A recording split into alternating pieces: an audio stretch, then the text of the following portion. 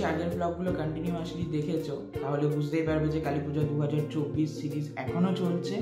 আর এই ব্লগটাকে কাউন্ট করে এখনও টোটাল 2 or 3টে মানে কালী পুজো 2024 সিরিজটার এখনও 2 বা 3টে ব্লগ এখনও আপকামিং আসছে আর কি। যদি আগের ব্লগগুলো দেখেছো তাহলে তো আশা করছি বুঝতেই পারছো যে এবারে মানে একদম প্রথম থেকে সবটাই ডকুমেন্টেড হয়ে তোমাদের সামনে রিপ্রেজেন্ট করা হচ্ছে। লাইক 7 দিন আগের থেকে কীভাবে টোটাল প্রস্তুতিটা শুরু হয়ে যায় সেটা থেকে শুরু করে পুজোর আগের দিন যে ফাইনাল অ্যারেঞ্জমেন্টগুলো, ফাইনাল প্রিপারেশন, তারপর পুজোর পুরো দিনটা কীভাবে কাটে, কীভাবে পুজো হয়, কীভাবে সব কিছু হয় আর কি, দেন পুজোর পরের দিনগুলো কীভাবে কাটে, তো সেই সব নিয়ে চলছে আর কি। সবটাই ডকুমেন্টেড করে রিপ্রেজেন্ট করা হচ্ছে এবছর। আর আমাদের মন্দিরে পুজোটা কালী পুজোতেই মানে কালী পুজোর 2-3 দিনেই এন্ড হয়ে যায় সেরকম না, যেহেতু আমাদের মা প্রতিষ্ঠিত সারা বছরের জন্য, তো সারা বছরই আমাদের মন্দিরে মায়ের পুজো হয়। যেহেতু এবছর পুরোটাই ডকুমেন্টেড হচ্ছে, রিপ্রেজেন্ট করা হচ্ছে তোমাদের সামনে, তো তাই ভাবলাম যে আমাদের মন্দিরের যে পুজো, মন্দিরে মায়ের যে পুজো, সেটার ইতিহাস, সেটা কবে থেকে শুরু হয়েছিল, কিভাবে শুরু হয়েছিল, দেন আমার বাবা কিভাবে এই মন্দিরের পুজোতে নিযুক্ত হয় এবং কিভাবে বাবা এই মন্দিরের পুজো পরবর্তীকালে চালাতে থাকে, তো সেই সব নিয়ে আর কি। মানে বিশেষ করে আমাদের মন্দিরে মায়ের যে পুজো সেটার ইতিহাস বলতে পারো, তো সেই ব্যাপারটা তোমাদের সামনে আনার, সেই ব্যাপারটা তোমাদের সামনে খুলসা করার বা রিপ্রেজেন্ট করার। আমার বাবা মোটামুটি মানে আমি যতদূর জানি 35-36 বছর এই পুজোটার সাথে নিযুক্ত পুরোপুরিভাবে। আর পুজোটা কিন্তু শুরু হয়েছিল তারও আগে থেকে, বাট ওয়েট, বাকি ইতিহাসটা আমি বলবো না কীভাবে কী হয়েছিল, সেটা একমাত্র কেউ যদি বলতে পারে একদম অ্যাকুরেটলি ভাবে, একদম প্রপার ভাবে, তো সেটা বাবাই বলতে পারবে। বাকিটা বাবার কাছ থেকেই শুনে নাও। Let's continue from here.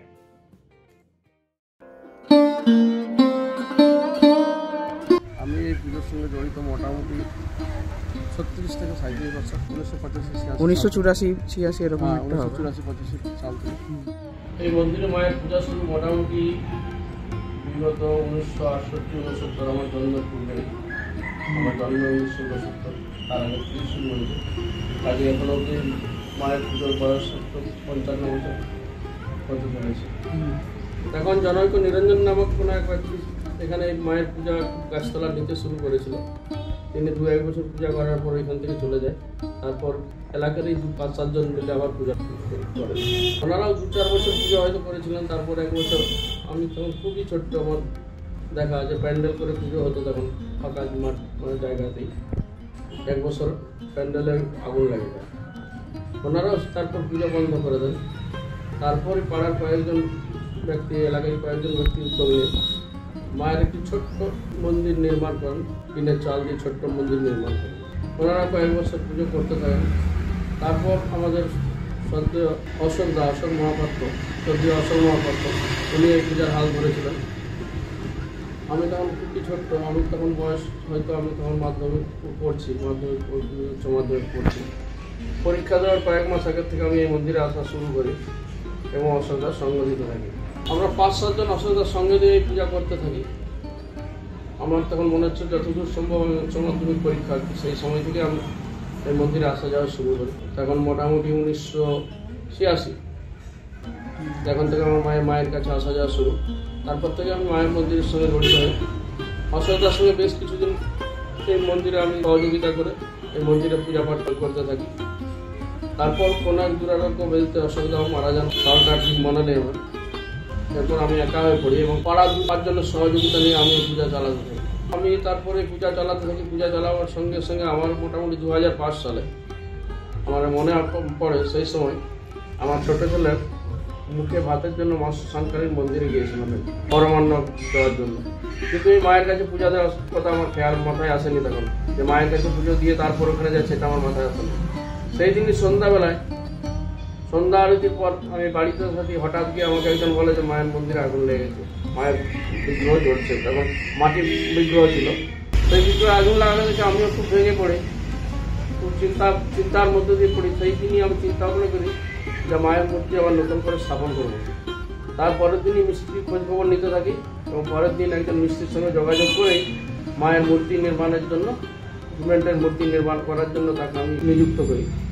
সেই থেকে মূর্তি নির্মাণ করতে থাকি, সেটা 2005 সাল। কিন্তু মূর্তি আর কোনো মতে পূর্ণাঙ্গ রূপ দিতে পারিনি, কোনোভাবেই পূর্ণাঙ্গ রূপ দিতে পারিনি। মূর্তি আমার বাড়িতে অর্ধ অবস্থায় পড়ে থাকে।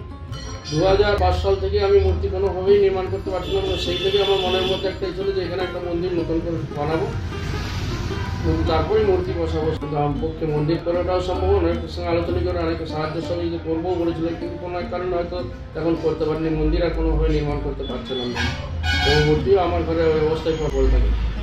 এরপর আমাকে একজন বলে যে আমি তার আগের থেকে আমি নিত্য পুজো করতাম, নিজেই পুজো পাঠ করতাম। মায়ের ব্রাহ্মণও নিযুক্ত ছিল প্রথম অবস্থায়। ওই মায়ের পুজো সকালবেলাতেই কোনো রকমে হতো, সন্ধ্যা আরতির ব্যবস্থা থাকেনি। আমি যে কিছুদিন পর মায়ের সন্ধ্যা আরতির ব্যবস্থা করি এবং 365 দিন দুবেলা পূজার নিয়ম চালু করি। 2010-11 সালে যতদূর সম্ভব মনে পড়ছে, আমাকে কোনো এক ব্যক্তি বললো, তুমি কি গুরু দীক্ষা নিয়েছো? আমি বললাম না, এখনো পর্যন্ত। বলে, গুরু দীক্ষা, তুমি এত পূজা পাঠ করছো, গুরু দীক্ষা না নয়।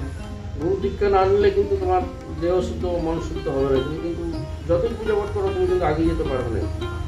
আমিও গুরু খুঁজতে থাকি, আমিও সবসময় অনেক সৎ গুরুর কাছে, যিনি সন্ন্যাসী হবেন, এবং তার কাছে প্রত্যক্ষভাবে ওনার কাছে আমি দীক্ষা নেবো, এবং আমিও গুরু খোঁজ করতে থাকি। হঠাৎ আমি ওই খোঁজ করতে করতে একজন আমিও আমাদের এক পণ্ডিতের সহযোগিতায় আমাদের পরমারাধ্য শঙ্করাচার্য শ্রী স্বরূপানন্দ সরস্বতী মহারাজের কাছে দীক্ষা নিয়ে নিই। ওই দীক্ষা নেওয়ার পর মনে হচ্ছে আমার মধ্যে কিছু পরিবর্তন আসতে থাকে। দীক্ষা নেওয়ার 1 বছরের মধ্যেই আমি তারপর মন্দির নির্মাণ করার একদম সংকল্প করে নিই। সেই বছর 1418 সালে মা কালী পুজোর পর থেকেই আমি এই মন্দির নির্মাণের জন্য খনন কাজ শুরু করি।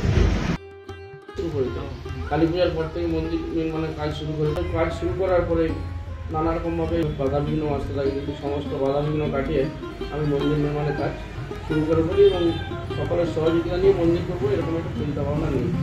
কিন্তু চিন্তাভাবনা আমি ভাবলাম যে মন্দিরটা করছি যখন, মন্দিরটা কিছু দূর উঠুক, তারপর সকলে তো দেখতে পাবে মন্দির নির্মাণ হচ্ছে, তারপরে সকলের সহযোগিতা নিতে থাকবো। মন্দির কিছু দূর উঠার পর ভালো লিন্টন পর্যন্ত উঠুক, তারপর সকলের কাছে যাবো, সহযোগিতা নেবো। লিন্টন যখন উঠবো তখন আমার মনের মধ্যে হলো তাহলে ঢালাইটা পর্যন্ত করি, তারপরে সকলের কাছে যাবো।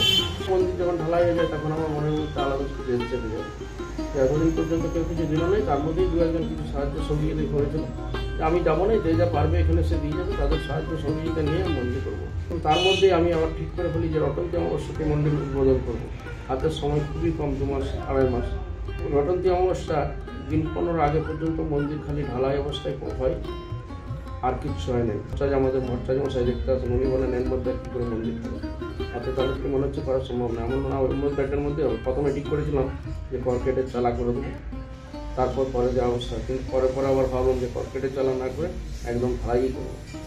সেই রটন্তী অমাবস্যার 1 দিন আগে এই মন্দিরের কাজ সম্পূর্ণভাবে সমাপ্ত করি, এবং রটন্তী অমাবস্যার দিন আমি মন্দিরের দ্বারোদ্ঘাটন করি। এবং এই মন্দিরের দ্বারোদ্ঘাটন করতে আসেন বাঁকুড়া রামকৃষ্ণ মিশনের স্বামীজি মহারাজ, উনি ওই মন্দিরের দ্বারোদ্ঘাটন করেন, এবং সেদিনই মন্দির প্রতিষ্ঠা হয়।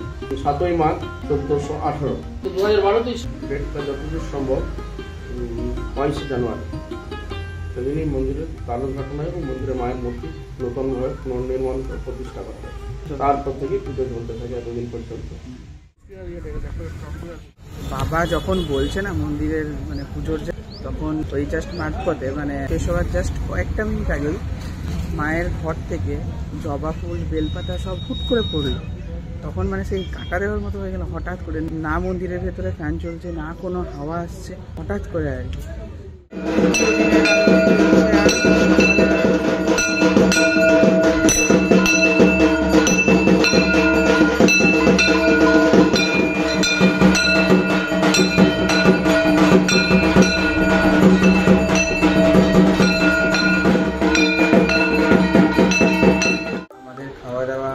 স্টিল কন্টিনিউ হচ্ছে। গত 3-4 দিন ধরে পুরো ভেজ নিরামিষ খাওয়া দাওয়া হচ্ছিল, যেহেতু পুজোর ব্যাপারটা আছে। আজকে সেজন্য নন ভেজ খাওয়া দাওয়া, আজকের খাওয়া দাওয়াটা দিয়ে শেষ হবে। তারপর তো কালকে আবার ভাইফোঁটা আছে। কালকে যে ফোঁটা দিবি কি কি খাওয়াবি? বিকালে সবকিছু হবে। বিকালে হবে মানে? হ্যাঁ, সব সারপ্রাইজ কিন্তু ভেস্তে দিচ্ছি, जनता माफ नहीं करेगी। এই মাত্র বললি সারপ্রাইজ, সব বলে দিচ্ছি। কচুরি, পায়েস, পনির, বাটার মশলা। হ্যাঁ, বাটার মশলাটা আলাদা, পনিরটা আলাদা নাকি?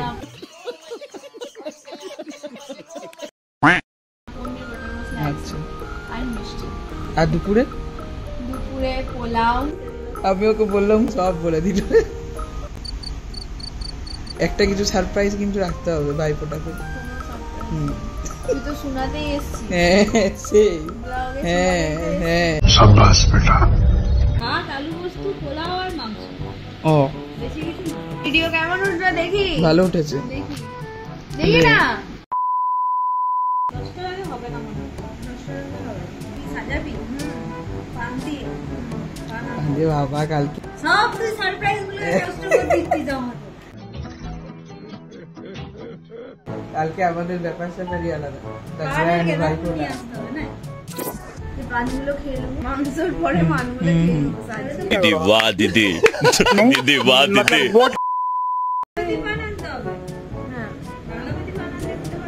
আমি ওটাই তো বলছি, যেই পানটা খাওয়া যায় সেই পানটাই নিয়ে আসবো, যাতে ওটা খেতে পারি আবার পরে। समझ रहे हो, समझ रहे हो? দোকানে পাওয়া যায় ওগুলো, এমনি পাওয়া যায় না। একটা ঘটনা বলি। আজকে বাবাকে দিয়ে মন্দিরে ওটা বলা করালো, মন্দিরে বসে বসে, মানে কবে থেকে শুরু হয়েছে পূজা বললো শুরু করে, হ্যাঁ তো ডাকলি না কেন? কিছুক্ষণ আগে। তারপরে ঘটনাটা শুনো, গোটাটা কি হলো, দিয়ে একদম যখন শেষ হয়ে এসছে তার জাস্ট আগেটাতে মন্দিরের ভিতরে একটা ফ্যানও চলে নাই, আমি গল গল করে পুরা ঘামছি, তাতেও ক্যামেরা ধরে আছি, একটুও হাওয়া নাই। হঠাৎ করে মায়ের ঘর থেকে জবা ফুল বেলপাতা সব নিচে পড়ে গেল, অথচ এক ফোঁটা হাওয়া নাই মন্দিরে। আমি আর বাবা না, এক ফোঁটা হাওয়া নাই। আমি আমার এই জামাটা পুরো ভিজে গেছে পর্যন্ত। সন্ধে প্রায় এখন ওই 5:30। কাল ভাইফোঁটার বিকেলে আর কি যাচ্ছি মামা বাড়ি, জাস্ট হালকা ফুলকা একটু প্যাক করে নিই, দেন যাবো ভাইফোঁটার গিফট গুলো কিনতে।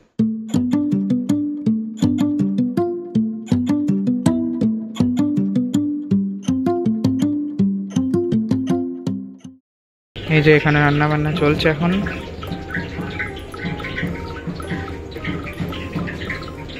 এর ভেতরে কাটাকুটি চলছে সব। কিরে কি হচ্ছে আজকে? সারপ্রাইজ নাকি? আমি এখন থাকবো নাই, ভাইফোঁটার গিফট গুলো আনতে যাবো। বললো নাকি যাবো বলে? ও ভাইফোঁটা এরপর চানা মশলা বসবে।